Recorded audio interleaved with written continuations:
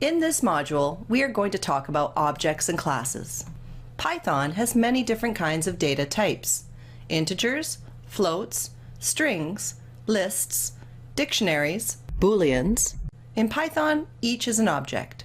Every object has the following: a type, internal representation, a set of functions called methods to interact with the data.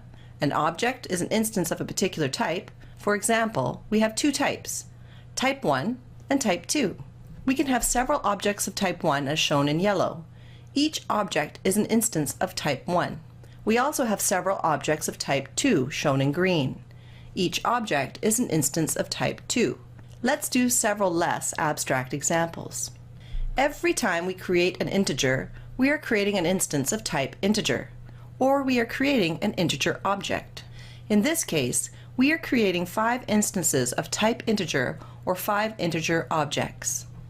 Similarly, every time we create a list, we are creating an instance of type list, or we are creating a list object.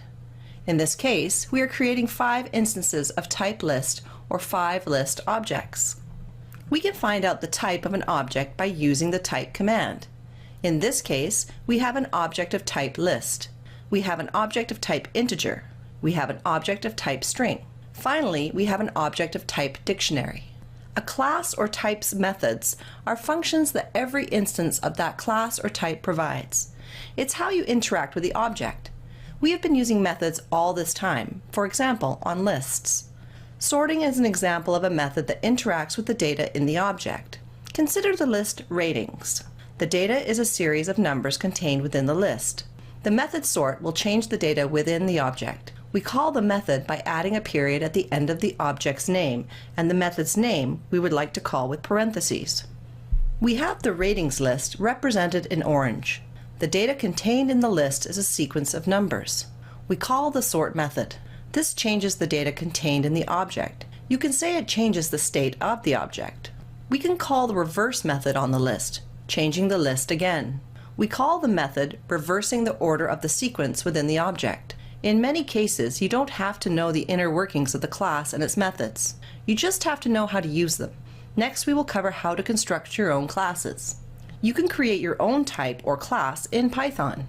In this section, you will create a class. The class has data attributes. The class has methods. We then create instances of that class or objects. The class data attributes define the class. Let's create 2 classes. The first class will be a circle. The second will be a rectangle. Let's think about what constitutes a circle. Examining this image, all we need is a radius to define a circle, and let's add color to make it easier to distinguish between different instances of the class later. Therefore, our class data attributes are radius and color. Similarly, examining the image in order to define a rectangle, we need the height and width. We will also add color to distinguish between instances later. Therefore, the data attributes are color, height, and width. To create the class circle, you will need to include the class definition. This tells Python you are creating your own class, the name of the class. For this course in parentheses, you will always place the term object. This is the parent of the class. For the class rectangle, we change the name of the class, but the rest is kept the same. Classes are outlines we have to set the attributes to create objects. We can create an object that is an instance of type circle. The color data attribute is red, and the data attribute radius is 4. We can also create a second object that is an instance of type circle. In this case, the color data attribute is green, and the data attribute radius is 2. We can also create an object that is an instance of type rectangle. The color data attribute is blue, and the data attribute of height and width is 2. The second object is also an instance of type rectangle. In this case, the color data attribute is yellow, and the height is 1, and the width is 3. We now have different objects of class circle or type circle. We also have different objects of class rectangle or type rectangle. Let us continue building the circle class in Python. We define our class. We then initialize each instance of the class with data attributes, radius, and color using the class constructor. The function init is a constructor. It's a special function that tells Python you are making a new class. There are other special functions in Python to make more complex classes. The radius and color parameters are used to initialize the radius and color data attributes of the class instance. The self parameter refers to the newly created instance of the class. The parameters radius and color can be used in the constructor's body to access the values passed to the class constructor when the class is constructed. We can set the value of the radius and color data attributes to the values passed to the constructor method. Similarly, we can define the class rectangle in Python. The name of the class is different. This time, the class data attributes are color, height, and width. After we have created the class, in order to create an object of class circle, we introduce a variable. This will be the name of the object. We create the object by using the object constructor. The object constructor consists of the name of the class, as well as the parameters. These are the data attributes. When we create a circle object, we call the code like a function. The arguments passed to the circle constructor are used to initialize the data attributes of the newly created circle instance.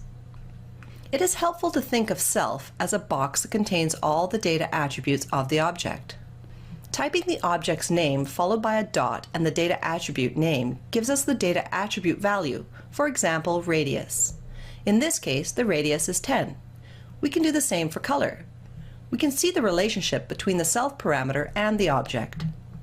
In Python, we can also set or change the data attribute directly, typing the object's name followed by a dot and the data attribute name, and set it equal to the corresponding value.